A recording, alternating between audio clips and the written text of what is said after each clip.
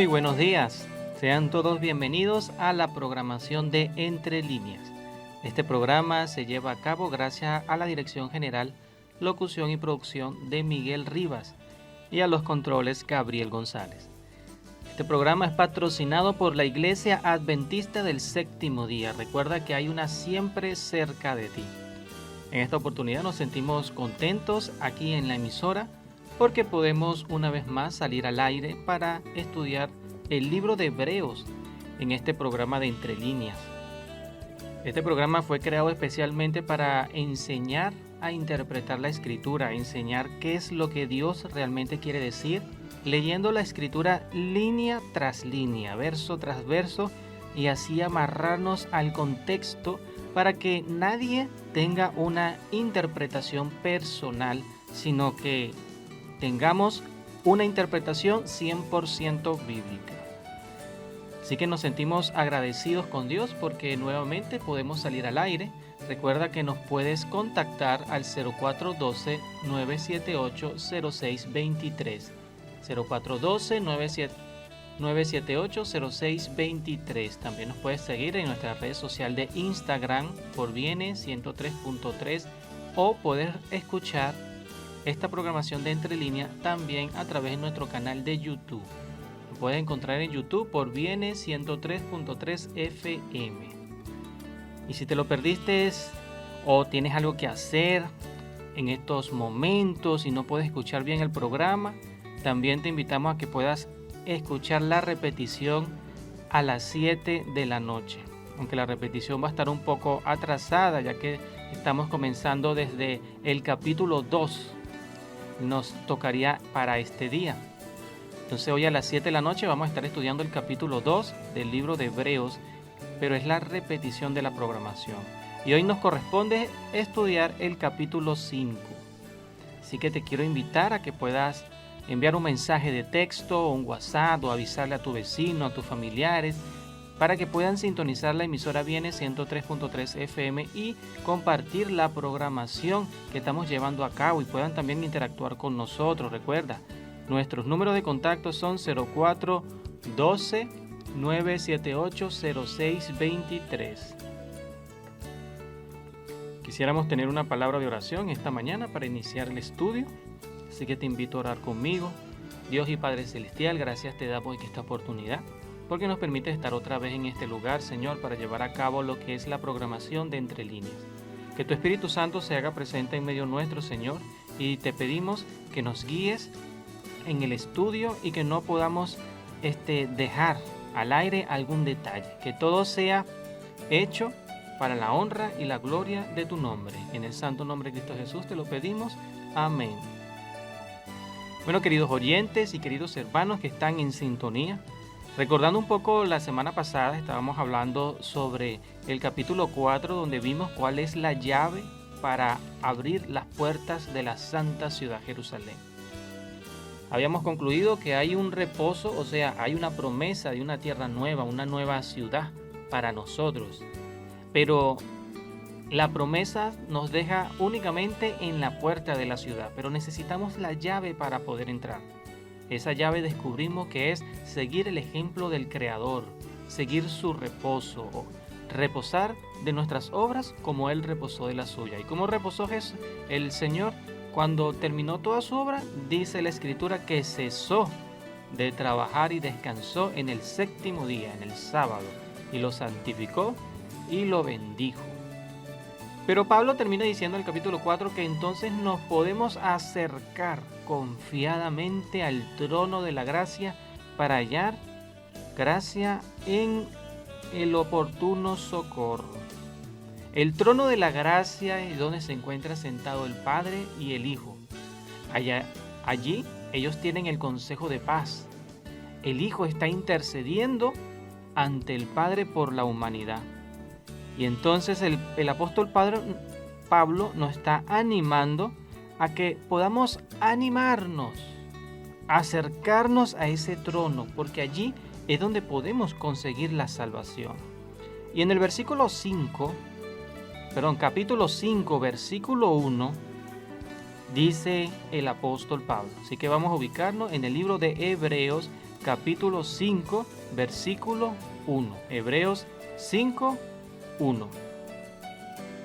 Dice lo siguiente: porque todo sumo sacerdote, tomado de entre los hombres, es constituido a favor de los hombres, en lo que a Dios se refiere, para presentar ofrendas y sacrificios por los pecadores. Así que vemos acá que todo sumo sacerdote, empieza a Pablo a darnos la imagen que tiene el Señor Jesús para con nosotros, el puesto de un sacerdote. Esto Pablo ya lo venía diciendo en capítulos anteriores, que tenemos un gran sumo sacerdote, a Cristo Jesús, que traspasó los cielos y se sentó a la diestra de la majestad en las alturas. O sea que Cristo resucitó, subió al cielo y se sentó a la diestra del Padre, pero con una nueva función, que era la función de un sumo sacerdote. Pero Pablo aquí en el versículo en el versículo 1 dice que todos los sacerdotes, todo sumo sacerdote que fue constituido entre los hombres, y nosotros sabemos que se elegían de la tribu de Leví, específicamente de la descendencia de Aarón, dice que presentaban ofrendas y sacrificios para el perdón de los pecados. O sea que el sacerdote, el sumo sacerdote, tenía una función muy especial. El sacerdote intercede ante Dios para el perdón de los pecados. Por eso es que se presentaba ofrendas y sacrificios. El sacerdote era el mediador entre Dios y el hombre.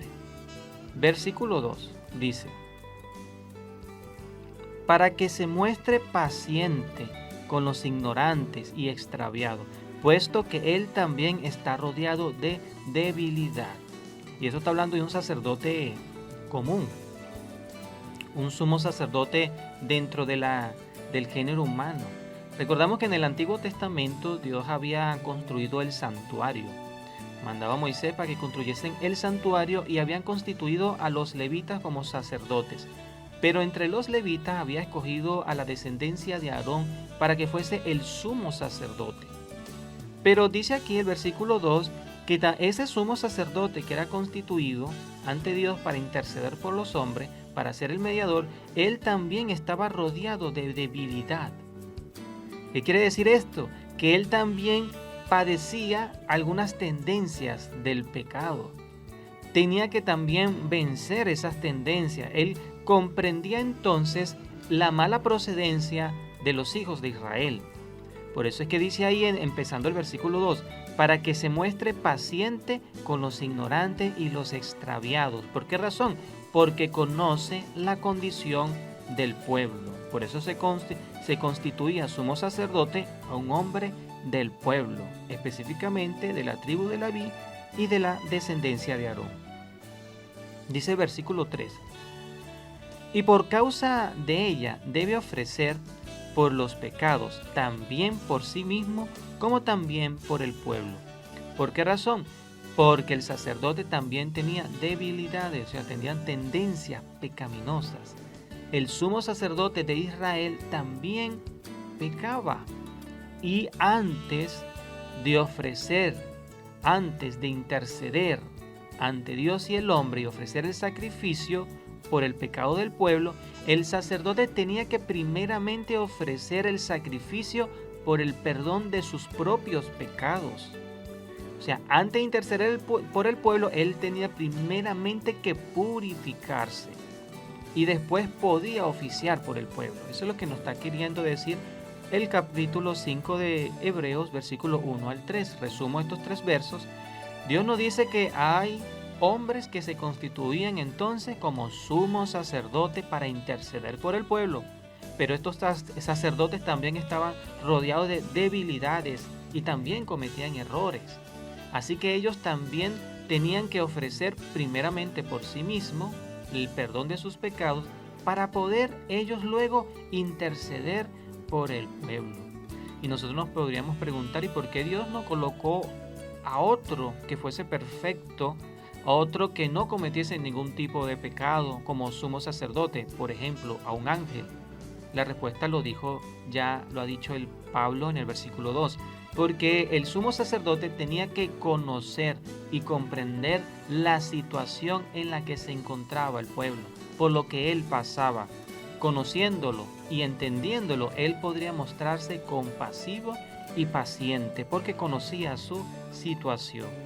Así nos había dicho el apóstol Pablo en capítulos anteriores, que así también Cristo tuvo que nacer de sangre y de carne, para que pudiese ser igual a todos nosotros, o sea, para que pudiese comprender nuestra situación.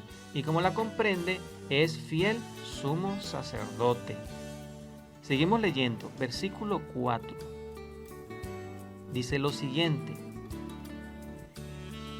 y nadie toma para sí esta honra, sino el que es llamado por Dios, como lo fue Aarón. O sea, nadie puede constituirse a sí mismo como un sumo sacerdote, sino aquel hombre que Dios ha hecho el llamado, como lo fue con el hermano de Moisés, con Aarón.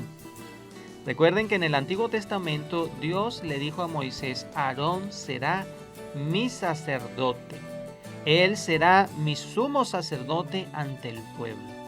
Y después le dijo a Moisés: los sumos sacerdotes serán únicamente del linaje de Aarón. Pero Aarón tuvo 4 hijos, y en esos hijos Dios dijo: mira, no de todos los hijos tomarás al sumo sacerdote, sino únicamente de la descendencia de Eliezer. De él tomarás al sumo sacerdote. Fíjate que Dios está entonces seleccionando quién iba a ser el sumo sacerdote que iba a interceder ante el pueblo. Así que entendemos ahora lo que dice el verso 4. Nadie toma para sí esta honra de ser el sumo sacerdote. O sea, nadie se autoconstituye, no. Sino que únicamente es puesto como sumo sacerdote el que es llamado por Dios, así como lo llamó, como fue llamado Aarón. Versículo 5 dice: así tampoco Cristo se glorificó a sí mismo, haciéndose sumo sacerdote, sino el que le dijo: tú eres mi hijo, yo te he engendrado hoy. Ese fue el que lo constituyó como sumo sacerdote. Cristo tampoco se autoproclamó sumo sacerdote porque él así lo quiso, no, sino que el Padre Celestial ya había apartado a Jesús para que fuese el intercesor entre la humanidad y Dios. Cristo Jesús no vino al mundo, resucitó y tomó para sí esa honra, como dice el verso 5, sino que fue el Padre quien lo ha nombrado sumo sacerdote. Así que ninguno piense que Cristo Jesús está tomando una honra que no le corresponde, como piensan algunos, que Él no debe ser ni puede ser sumo sacerdote. Sí es y puede ser porque Dios mismo lo constituyó como sumo sacerdote, de igual forma como constituyó al hermano de Moisés, Aarón.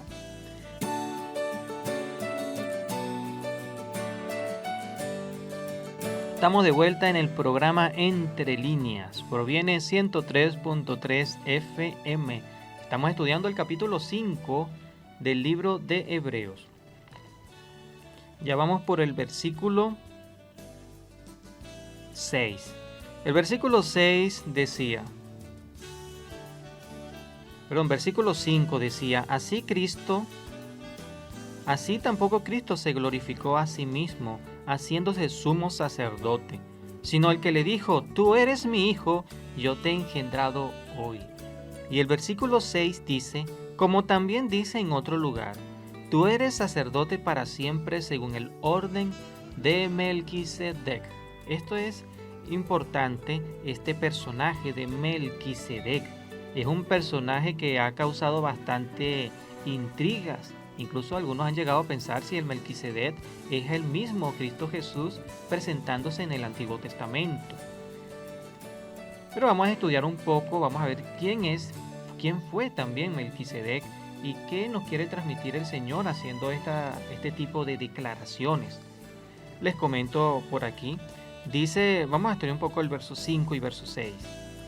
Dice, tú eres mi hijo, yo te he engendrado hoy. Estas palabras aparecen en el libro de los Salmos, capítulo 2, versículo 7. Salmo 2, verso 7.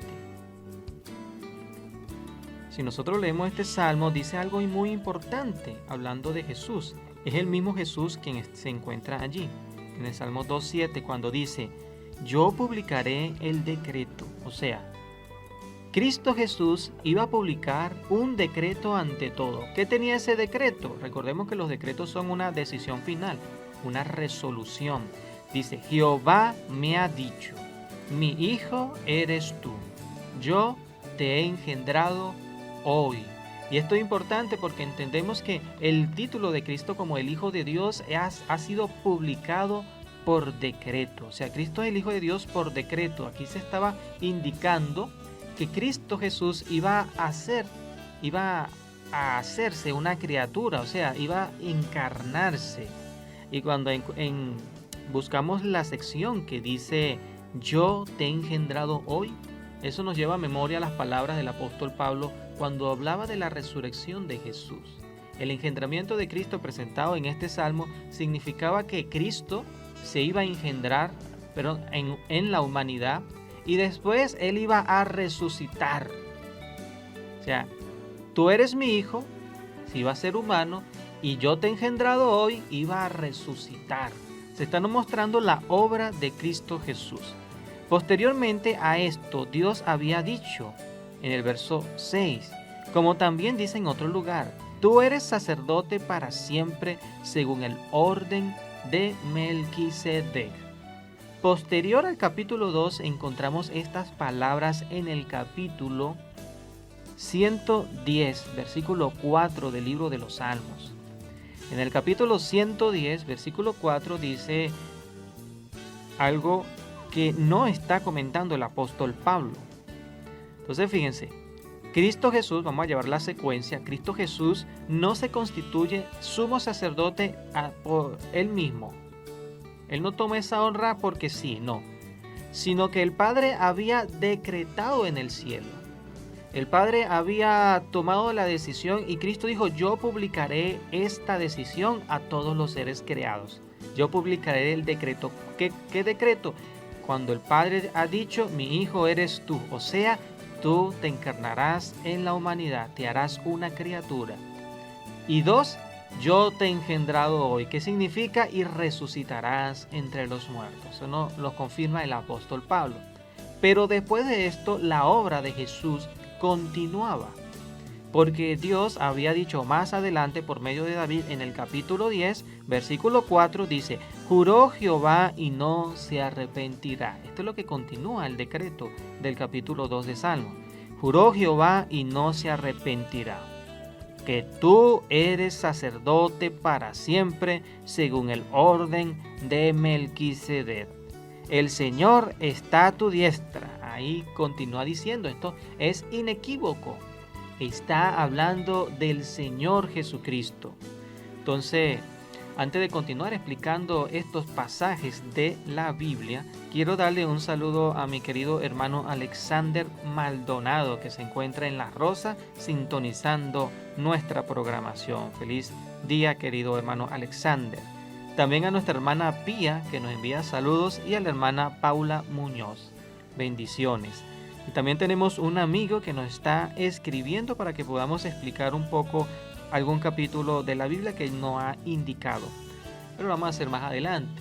Así que le quiero recordar también que puedes enviarnos tu mensaje de texto si tienes alguna pregunta, si tienes alguna acotación referente a este capítulo o quieres que te aclaremos algo o expliquemos un poco más algún verso. Puedes enviarnos un mensaje de texto o un WhatsApp al 0412-978-0623. 0412-978-0623. Y con mucho gusto vamos a estar atendiendo a esa pregunta, a ese pedido. Continuando. Versículo 6 termina diciendo el apóstol Pablo, mira, en otro lugar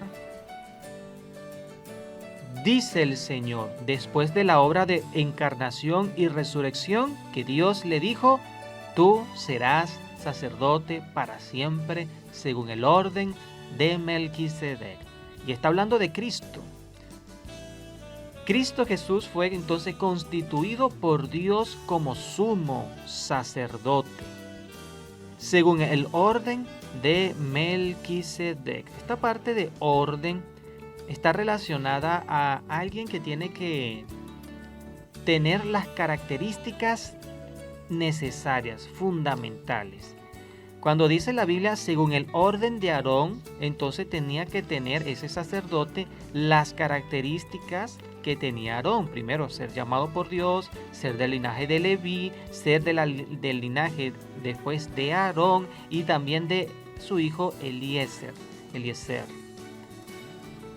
Pero cuando estamos hablando de Melquisedec, ¿cómo es que Jesús va a ser según el orden de Melquisedec? Es muy simple. Primeramente, Melquisedec, ¿quién era esta persona? Era alguien que había aparecido en el libro de Génesis, capítulo 14. Es el único lugar donde aparece Melquisedec. Génesis 14, 18. Dice lo siguiente, que cuando vino Abraham de la derrota de los reyes que habían combatido y se habían llevado a Lot para como rehén, dice que él regresaba de esa victoria con sus aliados, pero entonces le salió Melquisedec al encuentro. Vamos a leer versículo 17 para contexto de Génesis 14. Dice, cuando volvía de la derrota de Kedorlaomer y de los reyes que con él estaban, salió el rey de Sodoma a recibirlo en el valle de Sabe, que es el valle del rey. Entonces, salió el rey de Sodoma a recibir a Abraham, pero no estaba solo porque vino también otro rey. Verso 18 dice, entonces Melquisedec, rey de Salem y sacerdote del Dios Altísimo, sacó pan y vino y le bendijo diciendo, bendito sea Abraham del Dios Altísimo, creador de los cielos y de la tierra, y bendito sea el Dios Altísimo que entregó tus enemigos en tu mano. Y dio Abraham a Melquisedec el diezmo de todo el botín. Entonces, esta es la única oportunidad, la única ocasión donde vemos a Melquisedec salir al encuentro, aparecer en la historia. ¿Qué característica tiene este sacerdote que Dios dice que a Jesús, tú serás según el orden de Melquisedec? El orden significa según las características, procedencia, de la misma manera que Melquisedec. Fíjense que los sacerdotes comunes venían de la tribu de Leví, después de la tribu de Aarón y finalmente de la tribu de la descendencia de Eliezer. Pero Cristo Jesús no tenía nada que ver con la tribu de Leví, ya que se dice que él viene de la tribu de Judá, de la tribu de donde salió el rey David. Cuando vemos a Melquisedec, primeramente podemos ver en este capítulo de Génesis 14 que Melquisedec no era de ninguna tribu, ni siquiera pertenecía al linaje de Abraham. Él había salido al encuentro a Abraham cuando él vino victorioso en la derrota de los reyes anteriores que ya hemos mencionado. Y Melquisedec tenía dos características adicional a que no era de la tribu de ninguna tribu. Primera característica de Melquisedec que debe cumplir también Jesús para que sea el mismo orden. No tiene que ser de la tribu normal de los sacerdotes, que era la tribu de Leví. La cumple Melquisedec. Segundo, Melquisedec se dice aquí que era el rey de Salem. Melquisedec entonces era un rey.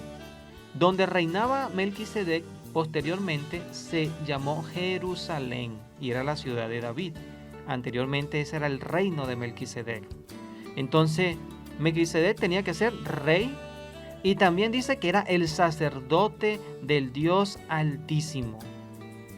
Ahí vemos claramente que tiene tres características que tiene que cumplir Cristo y las cumple a la perfección, porque Cristo no era de la tribu de Leví, también Cristo es sacerdote, porque Dios lo constituye sacerdote, y al mismo tiempo Cristo también es rey. Así que vemos que las primeras tres características, y más adelante específicamente en el capítulo 7 de Hebreo, Pablo nos va a dar otras características adicionales que nos muestran a Cristo como el orden de Melquisedec. Pero hasta el momento nos quedamos con estas tres. No sería de la tribu de Leví, sería rey y también sería sacerdote. Cristo es nuestro sacerdote, pero al mismo tiempo también es nuestro rey. Y él fue constituido por Dios para siempre. Jesús dijo, juró Jehová y no se arrepentirá. Fue constituido para siempre, sería el sacerdote según el orden de Melquisedec. Versículo 7 del capítulo 5 de Hebreos dice, y Cristo, en los días de su carne, ofreciendo ruegos y súplicas con gran clamor y lágrimas al que lo podía librar de la muerte, o sea, Dios al Padre, fue oído a causa de su temor reverente. ¿Cuándo fue esto? Esto nos está hablando sobre el día en que Cristo fue apresado por los guardias.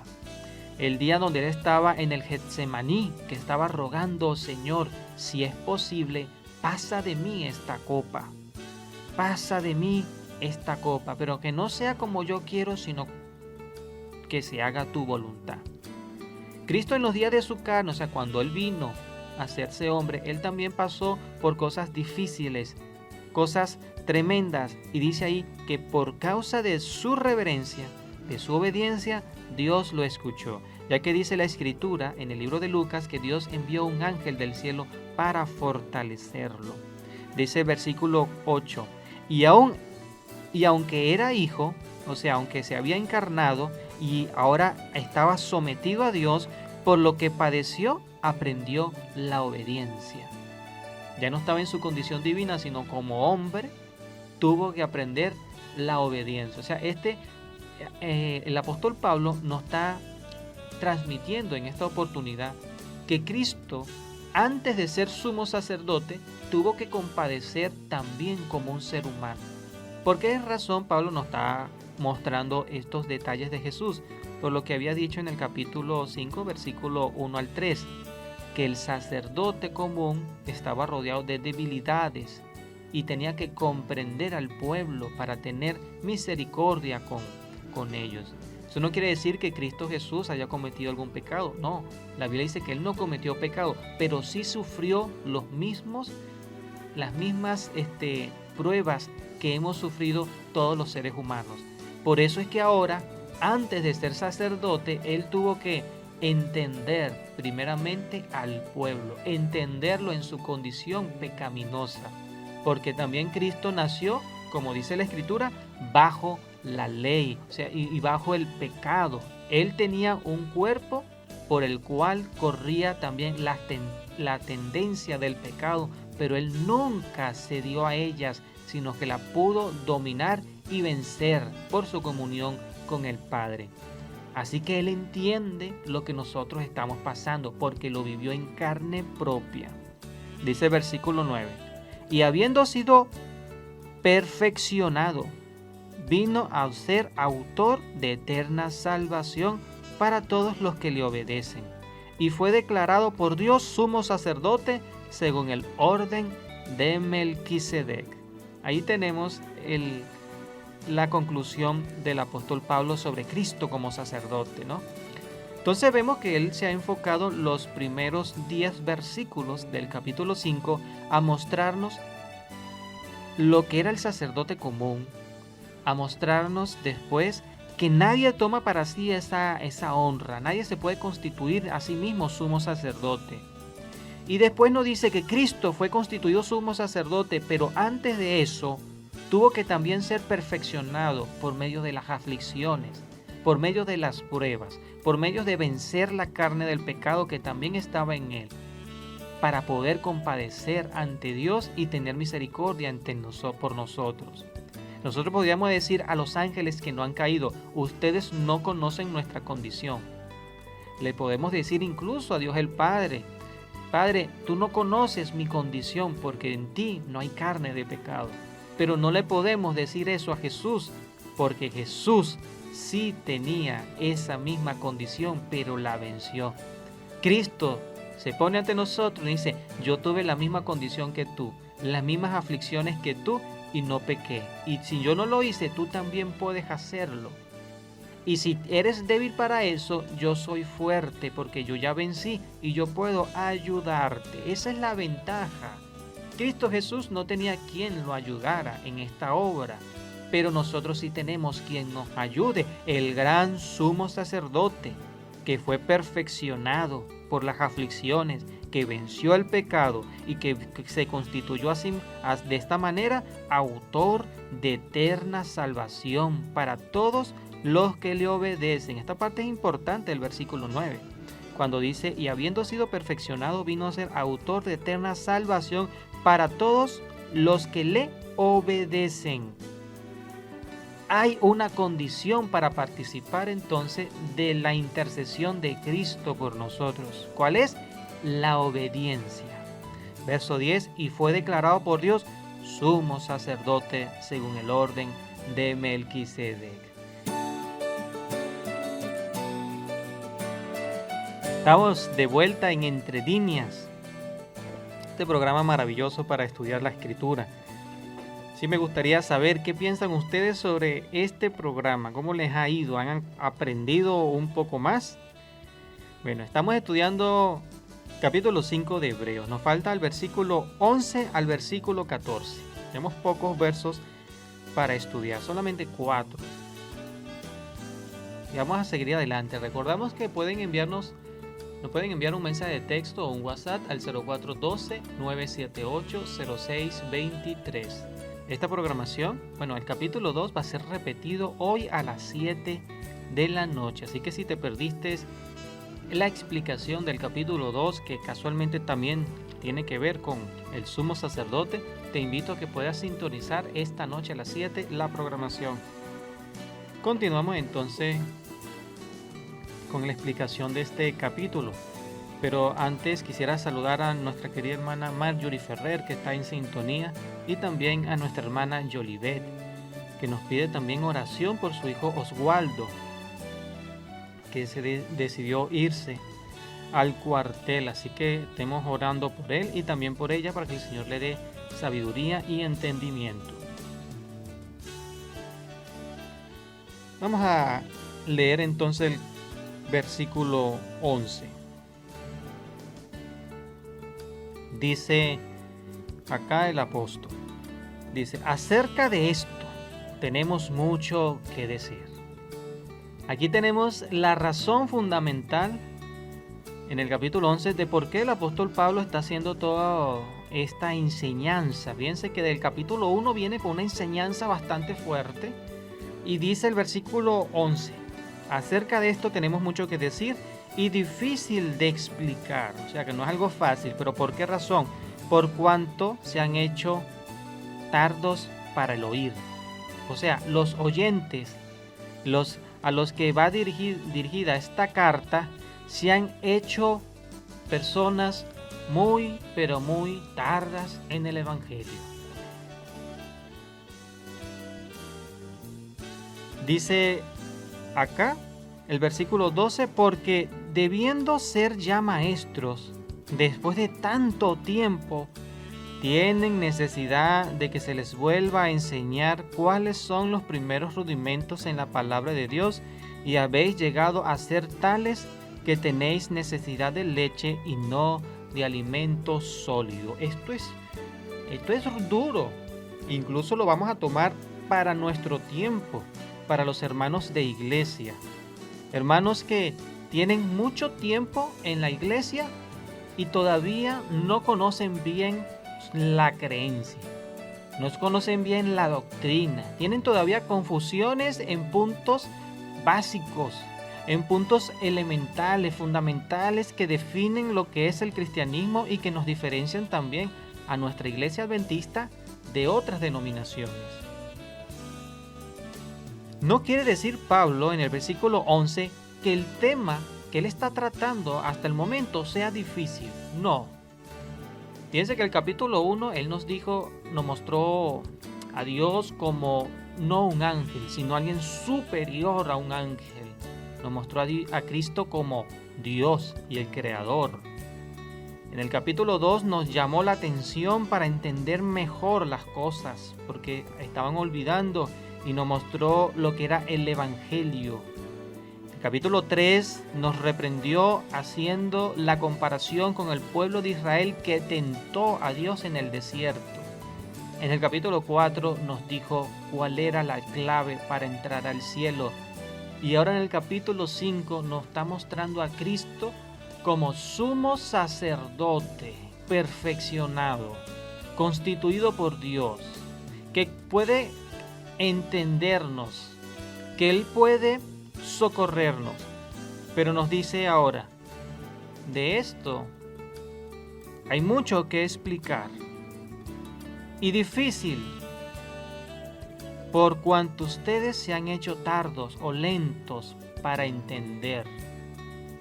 Es interesante, a veces nosotros cuando comparamos esto en la iglesia vemos como hermanos que tienen poquitos años en la iglesia han aventajado en conocimiento a muchos que ya tienen gran cantidad de años, y hay otros que tienen 40, 30 años en la iglesia y se confunden en temas elementales y a veces ni siquiera saben qué es lo que dice la iglesia. ¿Por qué razón? Se han hecho tardos en el entendimiento. Tenemos entonces nosotros como cristianos que ponerle un poco más de empeño al estudio de la Escritura. No solamente leer salmos porque son bonitos, no solamente leer evangelios porque son lindos, pero los salmos, ¿sabían ustedes, mis queridos amigos y hermanos que me están escuchando, que los salmos, la mayoría son salmos proféticos, que hablan de profecía? Y muchos lo leen simplemente porque son poéticos, hermosos, pero realmente son proféticos y tienen profecías muy fuertes. Los evangelios también nos hablan de una manera tremenda de Cristo, de Dios, y ahí se encuentra una cantidad de enseñanzas y doctrinas que no podemos dejar pasar por alto. Pero muchos hermanos a veces dicen, yo mejor me quedo con, y no, sería mejor quedarnos con todo, con toda la Escritura. Versículo 12, porque debiendo de ser ya maestros, ¿cuál es el propósito final de todos los creyentes? ¿Se han preguntado ustedes eso en la iglesia? El propósito de Dios es que todos vengan al perfecto conocimiento de la verdad. Y también el propósito de Dios es que nosotros prediquemos el Evangelio y enseñemos a otros. Él les dijo a los discípulos, vayan y hagan discípulos, pero para ser discípulos, un discípulo debe ser que enseñado. ¿Por quién? Por un maestro, alguien que entienda. Y el verso 12 aquí nos dice a nosotros, ustedes debiendo ya de ser maestros, después de tanto tiempo en el Evangelio, tanto tiempo en la iglesia, tienen necesidad de que se les vuelva a enseñar cuáles son los primeros rudimentos de la palabra de Dios, y habéis llegado a ser tales que tenéis necesidad de que se les dé leche y no de un alimento sólido. Esto es una cachetada en la cara para el cristiano. ¿Y cuáles son esos primeros rudimentos? El apóstol Pablo ya los viene diciendo, cosas básicas, el Evangelio, quién es Jesús, el sumo sacerdote, algo tan sencillo, y ellos todavía no comprendían. Dice el versículo 13, y todo aquel que participa de la leche es inexperto en la palabra de justicia, porque es niño. Todo aquel que todavía tiene que ser enseñado en las cosas básicas de la iglesia, cuando ya tiene mucho tiempo dentro de la iglesia, todavía es una persona inexperta.